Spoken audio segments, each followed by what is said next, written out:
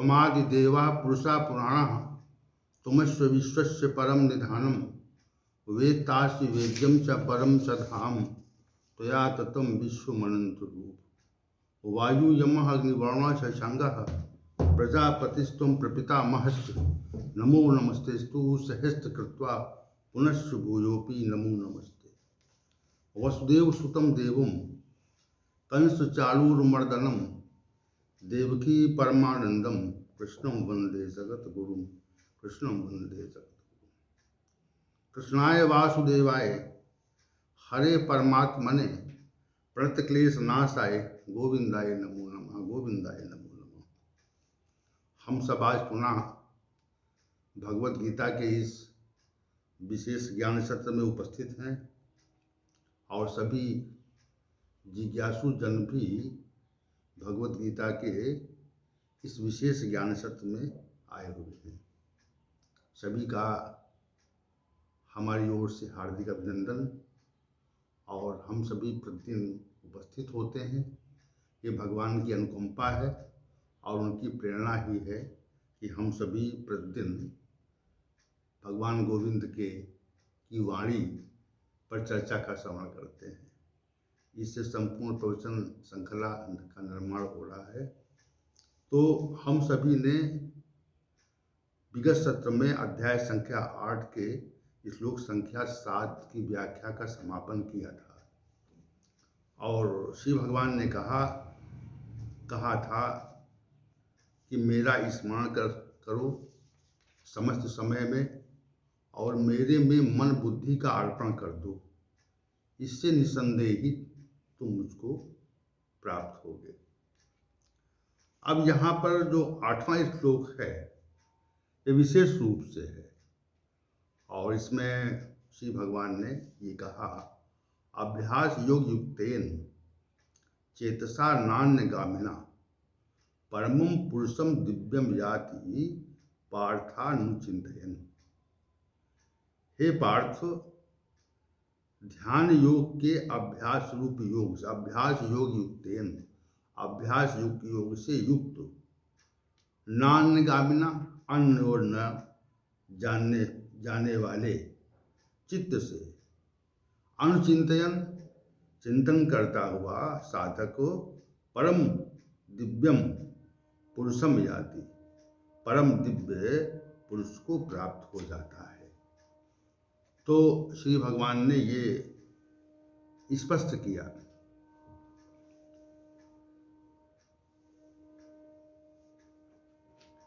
ये श्लोक वास्तविक रूप से निराकार ब्रह्म की ओर संकेत करता है। श्री भगवान ने पहले तो एक साधन ये बताया था कि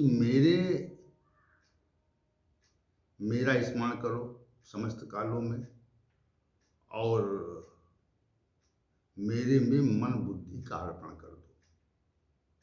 ये उन्होंने अपने संदर्भ में कहा था। अब यहाँ पर चूंकि साधना की पृथक पृथक विधाएं परमात्मा की स्थिति को देख करके उनके स्वरूप को देख करके संपादित की जाती है। इस कारण यहाँ पर जो ये श्लोक है, ये श्लोक जो है वो निराकार ब्रह्म के उपासकों के लिए है। तो हम चलते हैं इस पे चर्चा करने के लिए। चर्चा से पूर्व ये समझा दें कि अनेक मनीषी ध्यान के माध्यम से समाधि की अवस्था में पहुंचकर उस ब्रह्मांड के रचयिता परमात्मा का नित्याभास करते हैं। यह ध्यान योग के साधन से संभव होता है। अब चूंकि बात यहाँ पर प्रयोगात्मक है तो प्रयोगात्मक बात को हम व्यवहारिक या वर्णन के द्वारा कितना समझा सकते हैं, इसकी सीमा है। देखिए, वास्तविक रूप से मन हमारा जो है वो संसार के स्वरूप में लगा रहता है, संसार के विषयों के बारे में विचार करता है और बुद्धि उसका भी निश्चय करती रहती है। ये प्रक्रिया चला करती है। जब हम ध्यान में बैठते हैं तो मनुष्य जो भी ध्यान में बैठता है वह ये प्रयास करता है कि हम संसार के स्वरूप को विस्मृत करें और अपना जो ध्यान है वह किसी लक्ष्य पर केंद्रित करें। ये प्रक्रिया चलती है। इस प्रक्रिया के चलने में मनुष्य अनेक प्रकार के साधनों का आश्रय लेता है। तो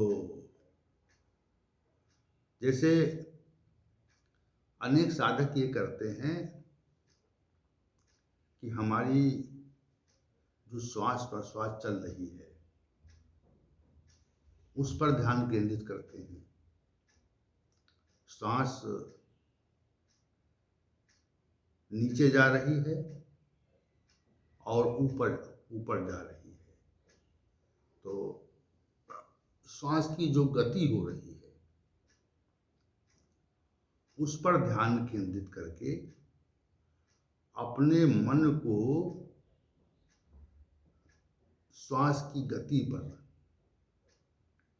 केंद्रित करते हैं और जब केंद्रित कर लेते हैं तो ये आभास होता है कि हम संसार में नहीं हैं। अपना जो ये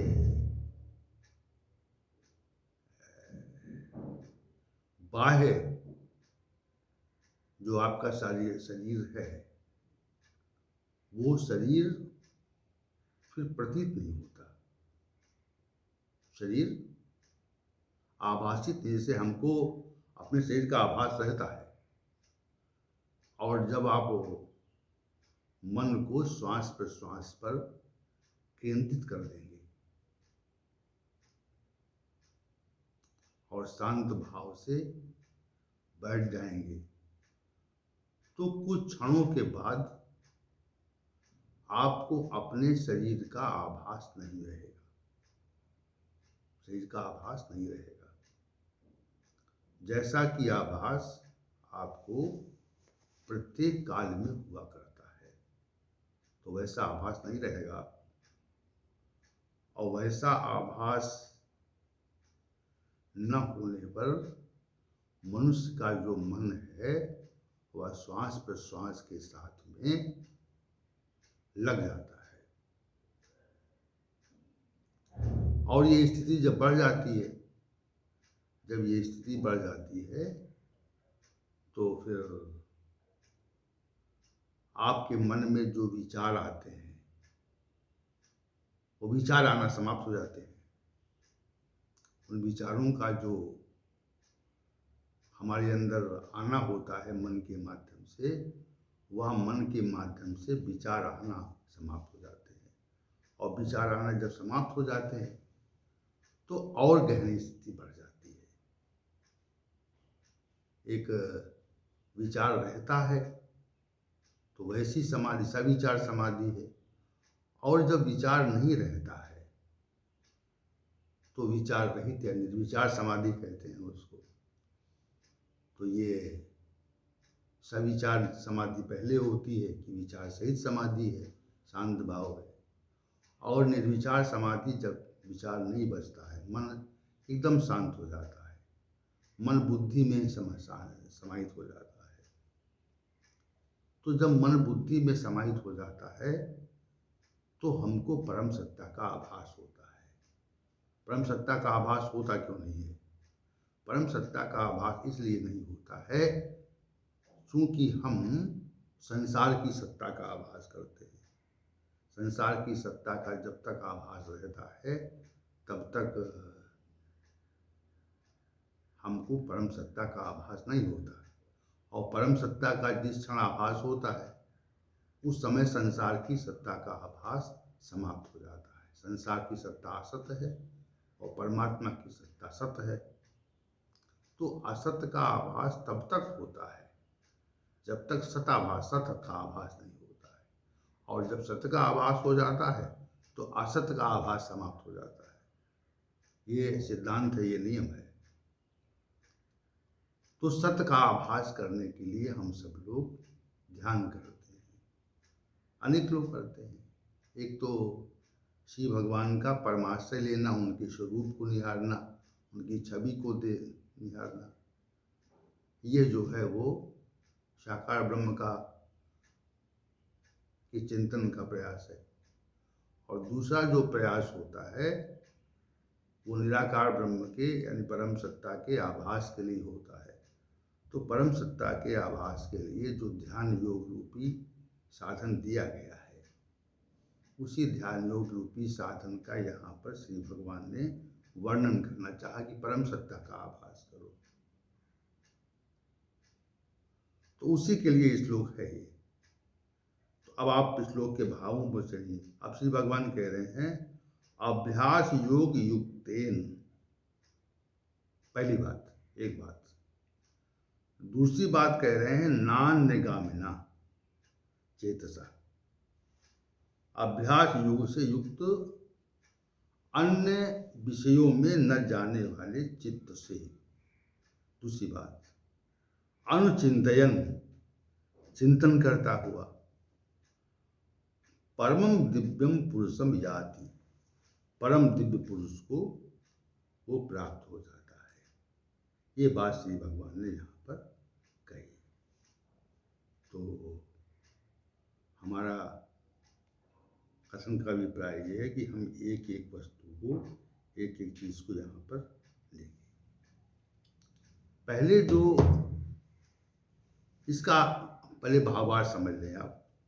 श्री भगवान ने कहा कि अभ्यास योग से युक्त जो चित्त सांसारिक विषयों में नहीं जाता है और निरंतर परम दिव्य पुरुष को, परमेश्वर को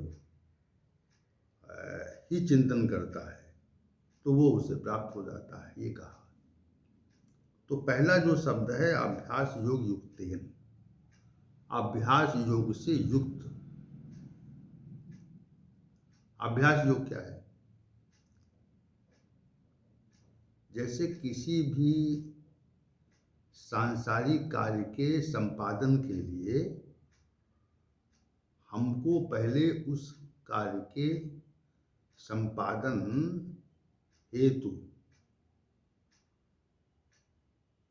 सीखना पड़ता है, अभ्यास करना पड़ता है। ऐसे हमें किसी भाषा ज्ञान करना है तो पहले हमें अभ्यास करना पड़ेगा ना। बिना अभ्यास के किसी भाषा का ज्ञान नहीं होता।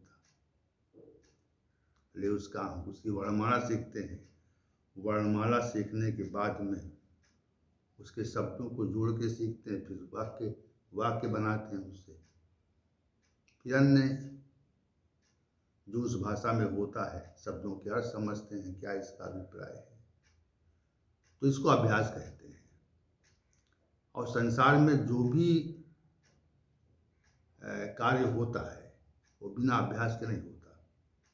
कोई व्यक्ति जब अभ्यास करता है किसी कार्य का तभी होता है। संसार में जो भी आप, जैसे आप किसी कार्यालय में काम करते हैं तो वो कार्यालय के कार्य को पहले आप समझते हैं, समझने के बाद में फिर आप उस पर कार्य करते हैं, यही बात है। तो यहाँ पर जो अभ्यास योग युक्तेन कहा है श्री भगवान ने, अभ्यास योग से युक्त, इसका जो आध्यात्मिक अर्थ है, जो वास्तविक इसका अर्थ है, वो सहज भाव हम दे रहे हैं उसमें ये कि संसार के विषयों का चिंतन आप धीरे धीरे हटाएं। संसार के विषयों का चिंतन जो है आप धीरे धीरे हटाएं और उनके स्थान पर परमात्म चिंतन या आध्यात्मिक विषयों का चिंतन करें। और ये धीरे धीरे होता है, एकदम अनायास नहीं होता।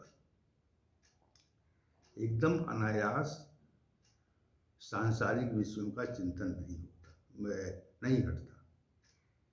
हमें उसके लिए प्रयास करना पड़ता है।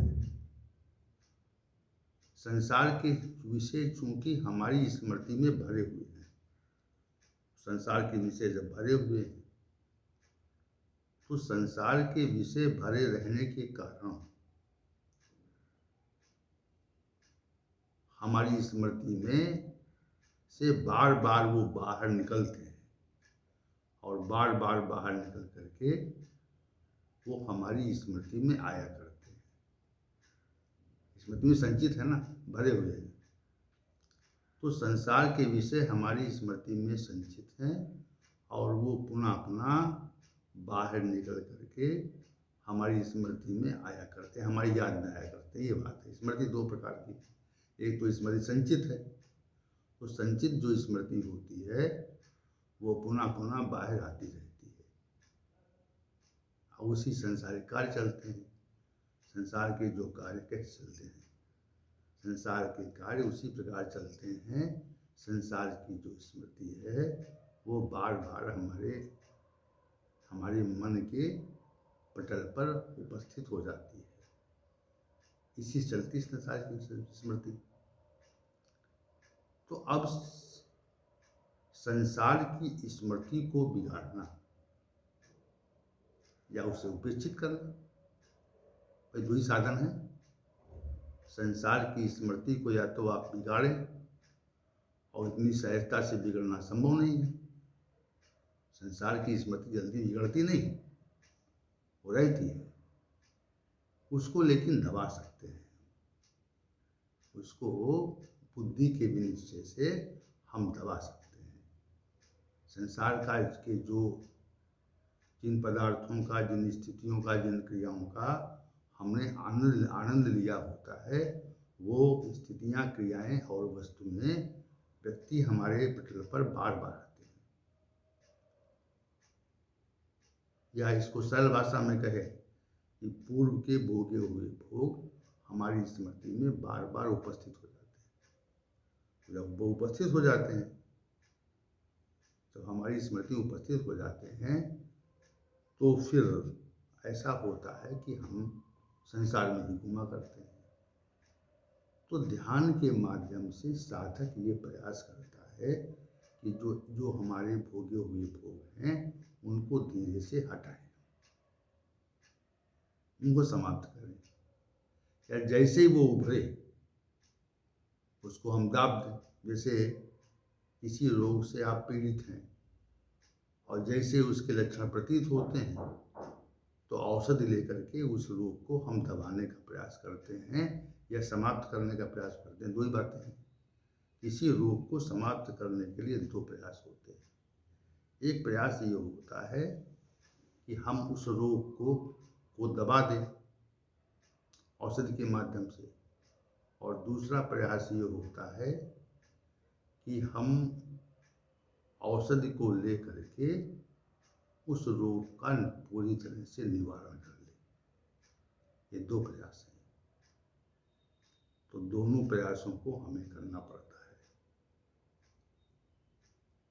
रोग समाप्त करने के लिए आयुर्वेदिक औषधियाँ अधिक लाभदायी होती हैं और रोग को दबाने के लिए एलोपैथिक औषधियाँ प्रभावशाली होती हैं। तो दोनों जब दब जाता है उसके लक्षण प्रतीत नहीं होते, और जब तक रोग दबता नहीं तब तक उसके लक्षण प्रतीत होते हैं। और जो आयुर्वेदिक औषधियाँ हैं वो रोग को मूलतः समाप्त करती हैं। इसी प्रकार स्मृति में जो संचित भोग हैं वो जब दबाते हैं हम किसी माध्यम से, तो फिर वो बार बार उभरते हैं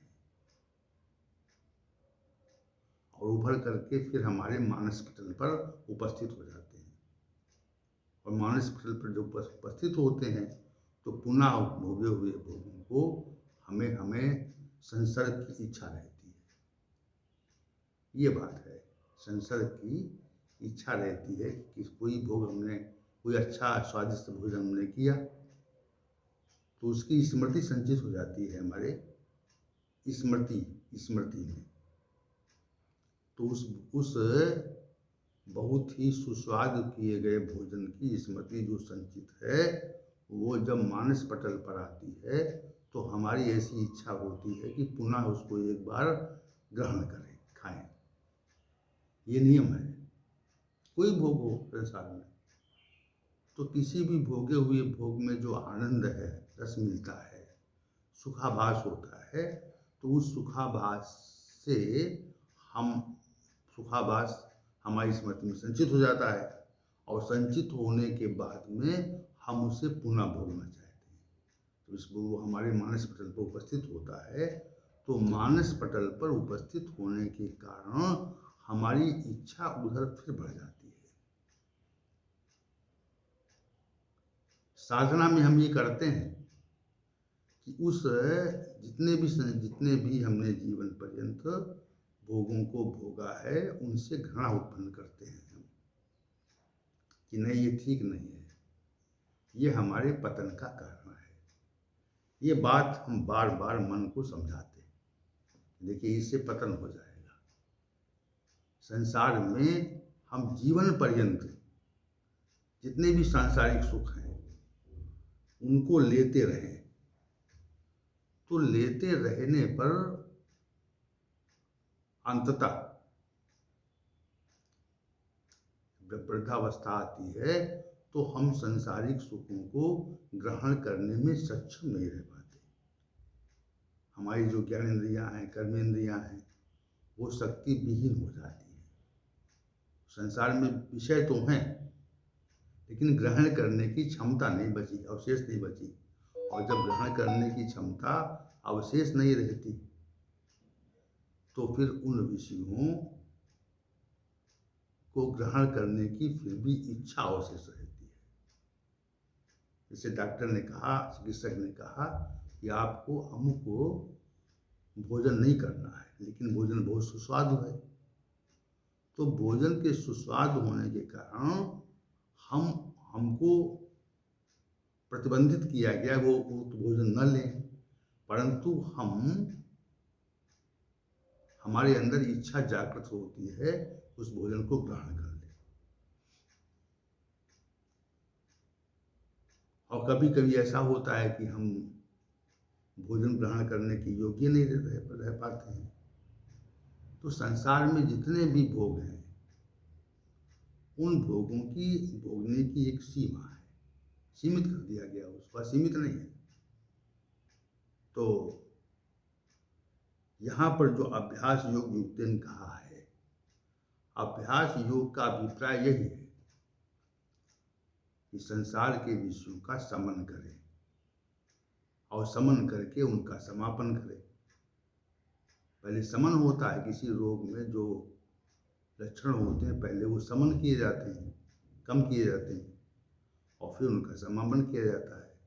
तो अभ्यास योग यहाँ पर जो हो, श्री भगवान ने कहा है अभ्यास योग युक्तेन, अभ्यास योग से युक्त। तो ऐसा साधक है जिसने अभ्यास योग के द्वारा सांसारिक भोगों के विषयों को अपने अंदर समन कर लिया है, शांत कर दिया है। अभ्यास योग के द्वारा बार बार अभ्यास करना पड़ता है। किसी भी अच्छी स्थिति को प्राप्त करने के लिए कोई शीघ्रता से प्राप्त नहीं होती। या कोई पुस्तक लिखनी है आपको, तो पुस्तक कोई कुछ समय में नहीं लिखी जा सकती। उसके लिए एक लंबे अंतराल तक आपको कार्य करना पड़ता है। जो भी विषय हो, संकलित करना पड़ता है, सोचना पड़ता है क्या लिखें क्या ना लिखें। तो उसकी टाइपिंग होती, तो उसका प्रकाशन होता है, तो लंबा समय लगता है। तो अभ्यास योग का अभिप्राय यहाँ पर यही है कि संसार के विषयों को हटाकर हम अपने को आध्यात्मिक विषयों में स्थापित करें और भगवान से अपनी सानिध्यता बढ़ाएं। परमात्मा से, उस परम दिव्य परमात्मा से अपनी सानिध्यता हम बढ़ाएं। और सानिध्यता जब बढ़ती जाती है तो सानिध्यता के बढ़ने से हमको एक विशेष प्रकार का आनंद प्राप्त होता है। जैसे किसी भोग के भोगने से हमको आनंद मिलता है, वैसे ही परमात्मा के पुनः पुनः समीप जाने से, उसके संबंध में चिंतन करने से, इसको अभ्यास योग कहते हैं। अभ्यास योग से हम जब प्रयास करते हैं उसके चिंतन का, तो हमको एक प्रकार का विशेष आनंद प्राप्त होता है और उसकी आत्यंतिक अवस्था जो है वो परमानंद है। तो हमको विशेष आनंद प्राप्त होता है।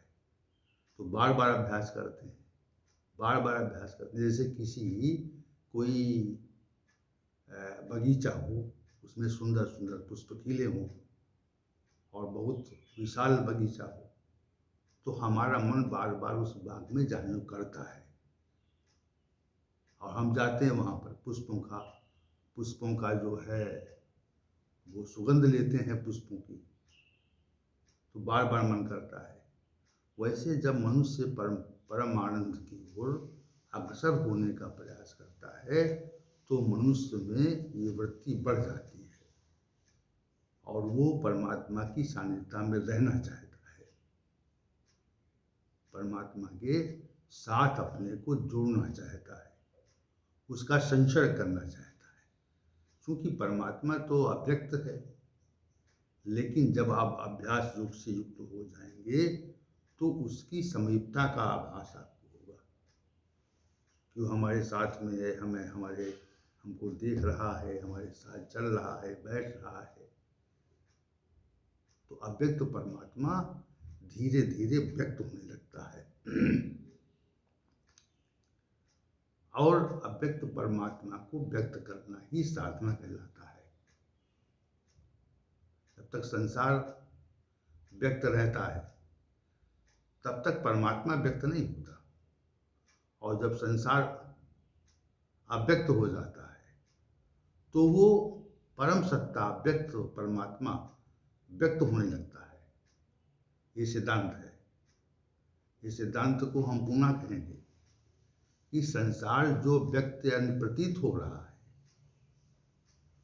तो वो संसार जब तक हमारी दृष्टि में व्यक्त रहता है, प्रतीत होता है, उसका हम आभास करते हैं, तब तक वो पराव्यक्त परमात्मा हमको प्रतीत नहीं होता। और जब हम अव्यक्त परमात्मा का आभास कर लेते हैं, उस पर हमारी दृष्टि पड़ जाती है, तो फिर संसार अव्यक्त होने लगता है, धीरे धीरे संसार गायब होने लगता है। ये विशेष बात है। तो हमको अव्यक्त परमात्मा का चिंतन का अभ्यास करना चाहिए। अभ्यास करेंगे, अभ्यास योग युक्तेन, यहाँ पर उस साधक के लिए ये संबोधित किया गया है जो वास्तविक रूप से परमात्मा के अभ्यास में डूबा हुआ है। वैसे साधक की ओर दृष्टि है। इसमें जो कथन अभ्यास योग युक्तेन का किया गया है वो उस व्यक्ति के लिए किया गया है जिसने अभ्यास के द्वारा संसार को अव्यक्त करके उस अव्यक्त स्वरूप परमात्मा का अभ्यास कर उसका आभास कर लिया है। उसके लिए अभ्यास योग युक्तेन पर युक्त हुआ है, या अभ्यास योग से युक्त, अभ्यास योग से वो पूरी तरह से अन्वित हो गया है, अभ्यास उसमें समाहित हो गया है। अभ्यास करते करते अभ्यास समाहित होने लगता है और हम अभ्यास के द्वारा चिंतन करते करते उस परमात्मा तक पहुंच जाते हैं। यही साधना है, यही साधक का लक्षण है कि अभ्यास के द्वारा हम उस परम तत्व परमात्मा को प्राप्त कर लें। अभ्यास योग युक्तेन, तो ये जो 8वें श्लोक का, श्लोक संख्या 8 का जो प्रथम पद है, अभ्यास योग युक्तेन, उस साधक की ओर दृष्टि करते हैं, उस साधक की ओर संकेत करते हैं जिसने अभ्यास के द्वारा परमात्मा को का अपने समीप कर लिया है, अपने पास कर लिया है। संसार के विषयों में उसका भ्रमण होना लगभग ना के बराबर हो गया है, और ना के बराबर जब संसार में भ्रमण रह जाता है तो वो दिव्य परमात्मा हमको प्रतीत होने लगता है। ये देखिए, सब विषय यहाँ पर प्रयोगात्मक है, और संसार में हम सब व्यक्त रहते हैं, संसार के विषयों के बारे में विचार करते हैं, और संसार के विषयों के बारे में वो सोचते हैं, विचारते हैं, तब तक हमको हमारे साथ संसार रहता है। और जब हम केवल परमात्मा के विषय में सोचते विचारते हैं तो फिर परमात्मा की का जो आभास है वो बढ़ने लगता है।